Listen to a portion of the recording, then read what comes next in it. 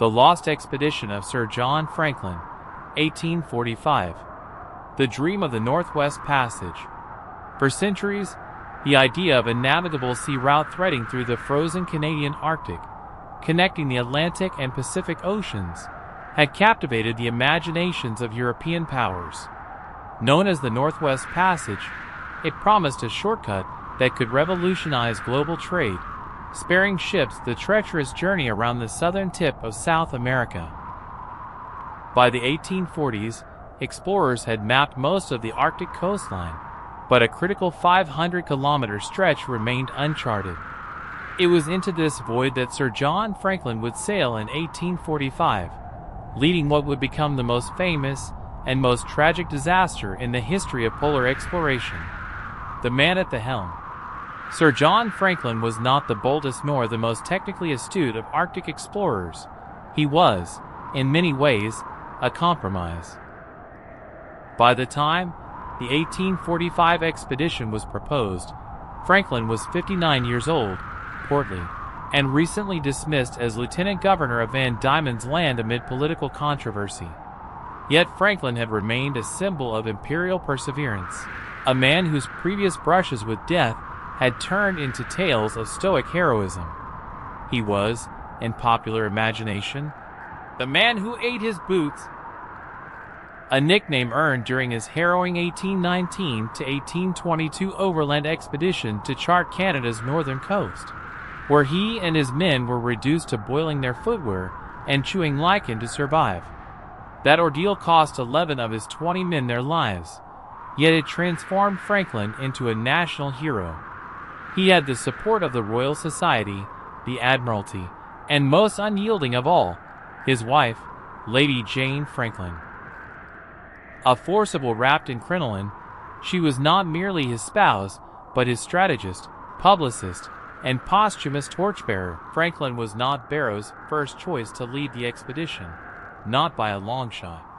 Barrow, who at the time was 82 years old and nearing the end of his career, approached 5 individuals for the job before eventually settling on Franklin.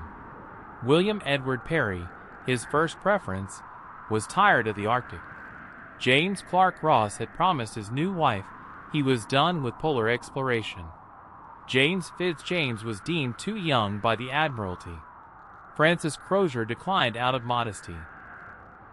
Reluctantly, the aging Barrow turned to Franklin. The ships and their preparation. The Erebus and Terror were uniquely prepared for the Arctic voyage. Their bows had been reinforced with extra layers of wood and iron to protect against the ice. Both vessels had been outfitted with steam engines to supplement their sails, and each ship had steam heating systems and equipment to produce fresh water. In addition, the Erebus and Terror carried cattle, pigs, and hens, as well as a 3-year supply of canned soups and vegetables. The ships were also equipped with a library of over 1,000 books for the officers and crew, a reflection of the expedition's aspirations towards civilization and scientific achievement. The officers dined on silver-plated cutlery. On paper, the expedition seemed impeccably provisioned. Yet one fateful decision would haunt the entire enterprise. Franklin opted to contract Stephen Goldner, a provisioner with access to then state-of-the-art tinning technology, to prepare 8,000 tins of food meant to last for around 3 years. However, the contract with Goldner was drawn up and finalized on April 1, 1845, only 7 weeks before Franklin's expedition was set to depart. As a result of this restricted time frame, Goldner worked hastily to fill the order and was reported to have sacrificed a great deal of quality control in the process. Upon the eventual discovery of the remains of the expedition, the tins were found to have been sloppily sealed with leaded soldering, which dripped into the contents of the tins. This contamination would eventually contribute to the deaths of every single man aboard. Departure and last sightings. The expedition departed from Britain on May 19, 1845. Franklin commanded the Erebus, with Fitzjames as his second-in-command, and Crozier was captain of the Terror. The ship stopped in western Greenland to take on more supplies, where 5 crew members were judged unfit for duty and sent home. The remaining 129 officers and men pressed on into the unknown. In late July 1845, 2 whaling ships spotted the Terror and Erebus in Baffin Bay, Canada, before the expedition crossed to Lancaster Sound. No Europeans ever saw them again. Into the ice. What followed can be reconstructed from a combination of Inuit testimony, recovered artifacts, and the expedition's only surviving written record, the so-called Victory Point Note, discovered 14 years later. According to the note, the Franklin expedition spent the winter of 1845 to 46 on Beechey Island, and then in the summer of 1846 it traveled down Peel Sound. Off King William Island, the Erebus and Terror became trapped in the ice, forcing the men to spend the winters of 1846 to 47 and 1847 to 48 on the island. 3 men died during the winter at Beechey Island and were buried there: John Torrington, John Hartnell, and William Brain. Their graves would later be found remarkably well preserved in the permafrost. By the spring of 1847, conditions had grown desperate. After being icebound for more than a year, Erebus and Terror were abandoned in April 1848, by which point 24 men, including Franklin, had died. Sir John Franklin died on June 11, 1847.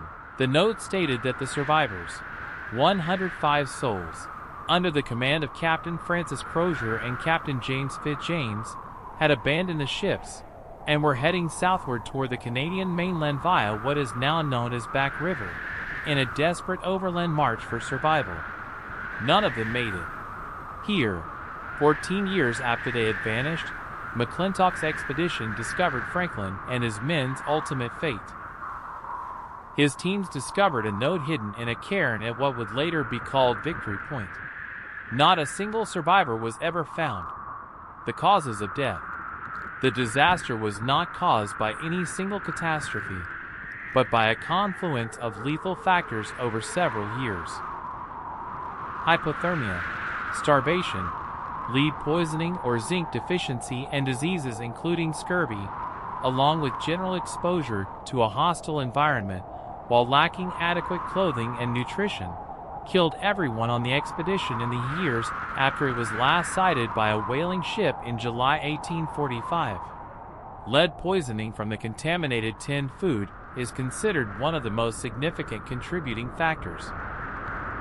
Studies of recovered skeletal remains and the frozen bodies exhumed from Beechey Island in the 1980s revealed extraordinarily high levels of lead, enough to cause severe cognitive impairment, disorientation, and erratic behavior.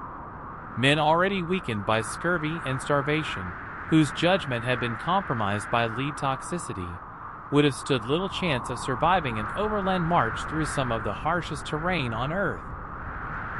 Cut marks on some of the bones recovered during these studies also supported allegations of cannibalism reported by Franklin searcher John Ray in 1854.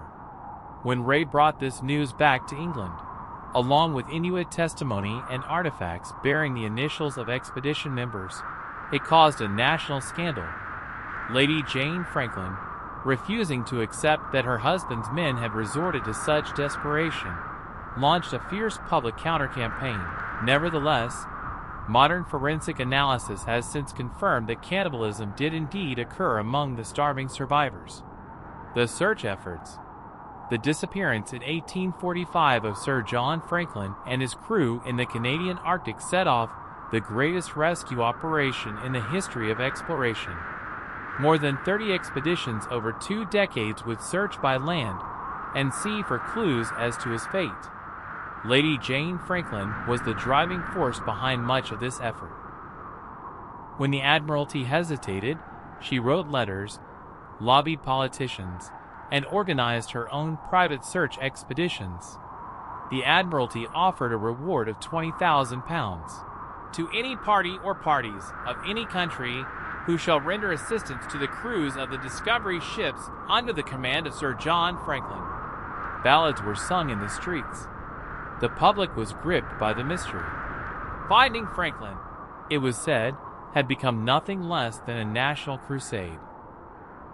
In 1850, on Beechey Island, the remnants of a winter camp were discovered along with the graves of 3 expedition men, John Torrington, John Hartnell, and William Brain. The fate of the others remained a mystery. It would take another 9 years before the Victory Point note was found on King William Island by Leopold McClintock's 1859 expedition, finally providing a partial timeline of the disaster. Discovery of the wrecks.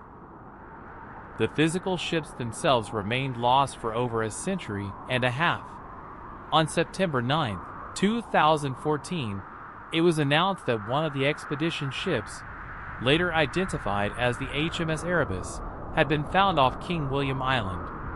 On September 12, 2016, a team from the Arctic Research Foundation announced that they had located the Terror in Nunavut's Terror Bay, north of where the Erebus was found. Both wrecks were found in remarkably good condition on the Arctic seabed. Underwater archaeological expeditions have since recovered over 350 artifacts from the wrecks, offering fresh insight into the final days of the expedition and the lives of the men who sailed on it. The findings have rewritten some assumptions about the expedition's timeline and movements in its final months. Legacy. Franklin's lost expedition stands as one of history's most haunting tales of human ambition colliding with the merciless indifference of nature. Despite the expedition's notorious failure, it did succeed in exploring the vicinity of one of the many Northwest passages that would eventually be discovered. Ironically, in the search for the missing men, explorers effectively mapped the entire Canadian Arctic, achieving what Franklin himself could not. The story endures not just as a cautionary tale about imperial overconfidence, about Victorian men in naval coats marching into the tundra with silver cutlery and lead-poisoned tin meats, but as a profound human mystery. 129 men vanished into the ice and were never seen alive again. Their bones still lie scattered across King William Island. The Arctic, in the end, kept most of its secrets, and the legend of Sir John Franklin only grew larger in the silence left behind.